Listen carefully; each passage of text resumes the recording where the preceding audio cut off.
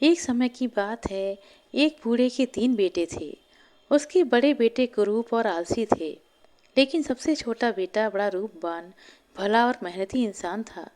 असल में छोटा बेटा मेहनत करने से सूख कर कांटा हो गया था। बूढ़ा पिता अपने तीनों बेटों में से छोटे बेटे को ही सबसे ज्यादा प्यार करता था। इससे उसके बड़े भाई उससे चिढ़ते थे और ईर्ष्या करते थे।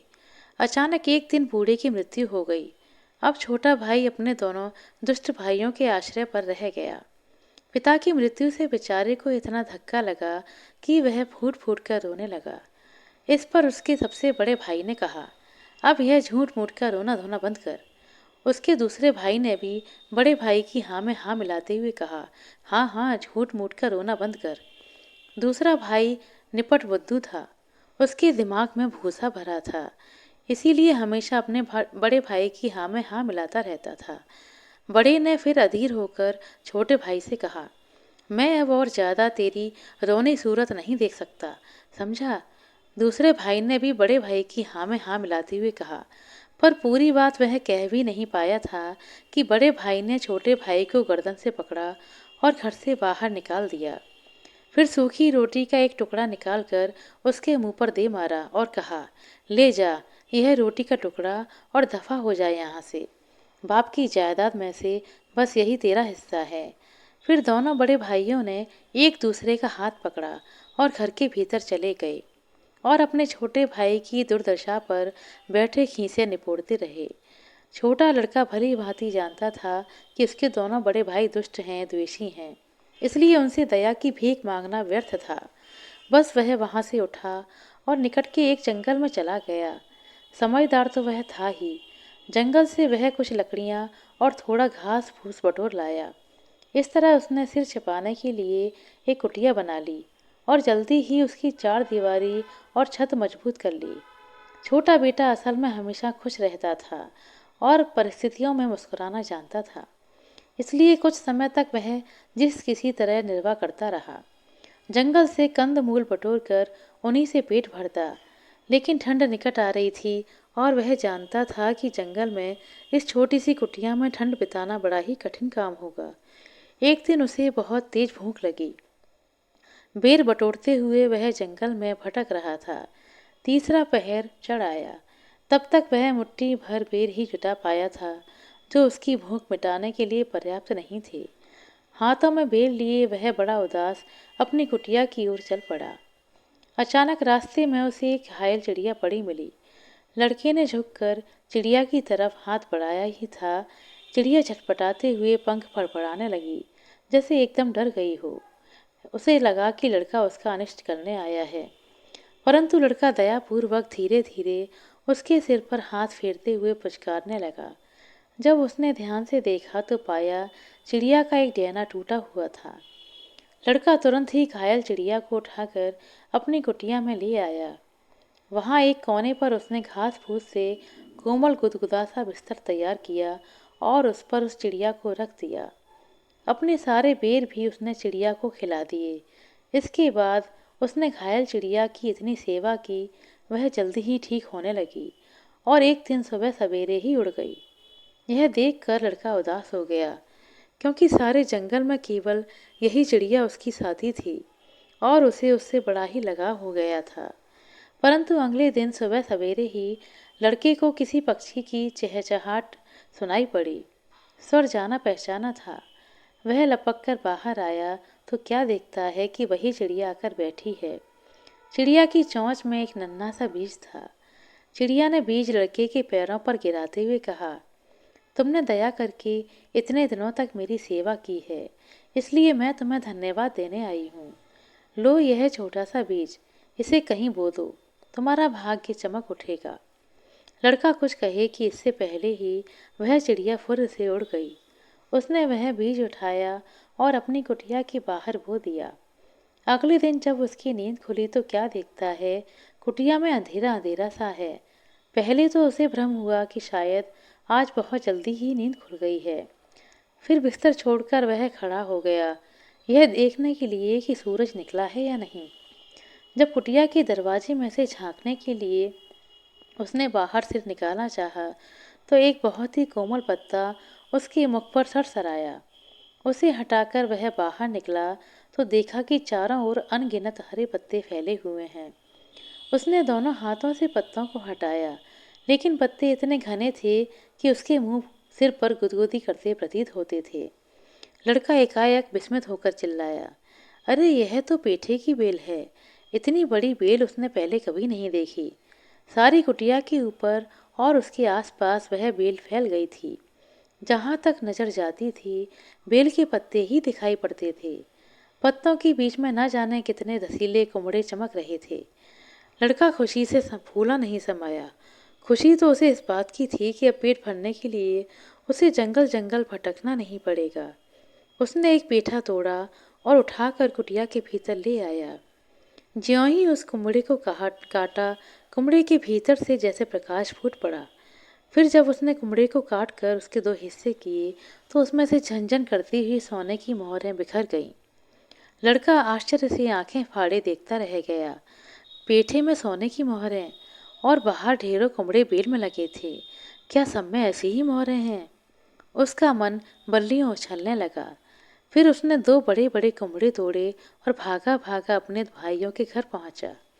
हालांकि दोनों भाइयों ने उसके साथ बड़ी नीचता और निर्दयता का व्यवहार किया था, फिर भी वह यह खुशी अपने भाइयों में बांटना चाहता था। पर जब वह हाथों में कुमड़े उठाए अपने भाइयों के द्वार पर पहुंचा, तो दोनों भाई लंबी ताने खर्राटे भर रहे थे। दोनों कुमड़े उसने एक चौकी पर रख दिए। फिर जैसे चहकते हुए बोला, उठो देखो मैं तुम्हारे लिए क्या लेकर आया हूँ। बड़े ने जरा आंख खोलकर देखा। कुमड़ों पर नजर पड़ते ही उसकी भवें तन गईं। अपने छोटे भाई को डांटकर बोला, नालायक, यह कुमड़े लेकर आया है। उसने छोटे भाई से कहा, ले जा अपने कुमड़े, हमें नहीं चाहिए। हमारे खेतों में तो ढेरों कुमड़े लगते हैं। इस पर घोंगा बसंत दूसरे भाई ने अपने बड़े भाई की हाँ में हाँ मिलाते हुए कहा, हाँ ले जा अपने कुमड़े। वह बिल्कुल वही बात बोलना चाहता था जो बड़े भाई ने कही थी, पर बोलते बोलते गड़बड़ा गया। इतनी अकल जो नहीं थी उसमें। छोटे लड़के ने अपने बड़े भाई से कहा, भैया यह कोई मामूली कुमड़े नहीं हैं, उठकर देखो तो सही। और यह कहने के साथ ही उसने एक कुमड़े को काटा और खनखनाती हुई सोने की मोहरें लुढ़कने लगी। दोनों भाइयों ने सोने की मोहरों को देखा तो इकट्ठा करने के लिए एकदम ऐसी फुर्ती दिखाई जैसे जीवन भर में देखने को नहीं मिली थी। देखते ही देखते उन्होंने दूसरा कुमड़ा भी काट डाला। सोने की मोहरों का ढेर लग गया। इतनी सारी मोहरें देखकर वे खुशी से नाच उठे और उछल उछल कर कहने लगे, अब काम करने की क्या जरूरत है, मजे से बैठकर खाएंगे और मजे करेंगे। तब छोटे लड़की ने उन्हें जंगल में पड़ी एक घायल चिड़िया की सारी कहानी बताई। सारी बातें सुनकर दोनों भाई ईर्ष्या से जल उठे। बड़ा भाई सिर खुजलाते हुए कुछ सोच रहा था और छोटा भाई चुपचाप खड़ा था। इस पर बड़े ने एकदम से उसे धक्का मारा और डपटकर कहा, चल भाग यहाँ से, दफा हो जा, हमारे घर में तेरे लिए कोई जगह नहीं। बेचारा छोटा भाई अपना सा मुंह लेकर लौट पड़ा। वह इस आशा से अपने भाइयों के पास आया था कि वे उसे गले लगाएंगे, पर दोनों भाइयों ने उसे दुत्कार कर घर से बाहर निकाल दिया। छोटे भाई ने मझले भाई को पुकारा, परंतु उत्तर ना पाकर बड़ा भाई गुस्से से चिल्ला पड़ा, अरे कहाँ मर गया। तभी नीचे जमीन पर से उसे धीमी घुरघुराहट सी सुनाई पड़ी। बड़े भाई ने देखा तो उसका आलसी छोटा भाई सोने की मोहरों में सर छुपाए ऊँघ रहा था। बस बड़े भाई ने गुस्से में भरकर उसे लात मारी। मझला भाई झटपटा कर उठ खड़ा हुआ। बड़े ने कहा, अरे खोंगा बसंत, मेरी बात को ध्यान से सुन। मझला भाई जैसे खुरखुराकर बोला, बोल। बड़े ने आदेश भरे स्वर में कहा, थोड़ा नीचे झुककर मेरी बात सुन। बड़ा भाई मोटा और ठिंगना था और मझला भाई लंबा और पतला था। वह अक्सर कहता था कि बड़ा भाई जो बात करता है वह उसके पल्ले ही नहीं पड़ती, क्योंकि वह इतनी दूर से बोलता था। जब बड़े ने उससे झुककर सुनने को कहा तो मझला जैसे हाथ बांधे गुलाम की तरह झुक गया। पर ज्यों ही वह झुका, बड़े ने उसकी नाक पर चुटकी ली। इस पर भी मझली ने जूं तक नहीं की, क्योंकि बड़ा भाई अक्सर उसके साथ ऐसा किया करता था और मझला भाई इसका आदी हो चुका था। पर असली बात यह थी कि दोनों भाइयों में से बड़े में थोड़ी बहुत अक्ल थी। मजले को दिमाग लगाने में बड़ी तकलीफ होती थी, इसलिए वह अपने दिमाग से कोई काम नहीं लेता था और हमेशा बड़े भाई की हाँ में हाँ मिलाता रहता था। पर बड़ा अक्सर उसकी नाक पर घूंसा जड़ देता था। इस सब के बावजूद दोनों भाइयों में खूब पड़ती थी। अब बड़े ने अपने मूर्ख भाई को आदेश दिया, जा जंगल में कोई घायल चिड़िया पकड़ कर ला। फिर धमकाते हुए बोला, और ध्यान से सुन, अगर तू खाली हाथ लौटा तो मैं तेरी वह दुर्गति करूंगा तू जिंदगी भर नहीं भूलेगा। मजला अपने भाई का आदेश पालन करने के लिए चल पड़ा। पीछे बड़ा भाई बैठकर सोने की मोहरें गिनने लगा। चिड़िया की तलाश करते करते सांझ हो गई, पर उसे टूटे पंख वाली कोई भी चिड़िया नहीं मिली। यह सोच सोचकर वह घबराया हुआ कि यदि खाली हाथ लौटता है तो भाई घूंसे मार मार कर उसकी नाक तोड़ देगा। इसी डर से उसकी आंखों से पानी बह निकला और नाक भी दर्द करने लगी। आखिर उसे एक उपाय सूझा। झपटकर उसने एक चिड़िया को पकड़ा और उसका पंख तोड़कर वह घर की ओर ऐसे दौड़ा जैसे कोई मैदान फतेह कर लाया हो। घर आकर उसने अपने भाई को सारी बात बताई कि कैसे उसने वह चिड़िया पकड़ी है और किस तरह अपने हाथों से उसका पंख तोड़ा। यह सब बताकर वह खीसे निपोड़ते हुए बोला, भैया अब ऐसा करते हैं, इसका दूसरा पंख भी तोड़ देते हैं। यह बात उसके मुंह में थी ही कि बड़े ने खींचकर एक घूंसा उसकी नाक पर जमा दिया। घूंसा मारने के लिए उसे ऊपर तक उछलना पड़ा और जब वह उछला तो जानते हैं क्या हुआ? उसका पेट देर तक हिचकोले खाता रहा। खैर दोनों भाइयों ने घायल चिड़िया का इलाज शुरू किया। उन्होंने उसे जड़ी बूटी और पेड़ तो खिलाए, पर भी उसे कोसते और फटकारते रहे कि ठीक होने में पता नहीं इतनी देर क्यों लगा रही है। आखिरकार चिड़िया उड़ने लायक हो गई और एक दिन अपने आप पंख फैलाकर उड़ गई।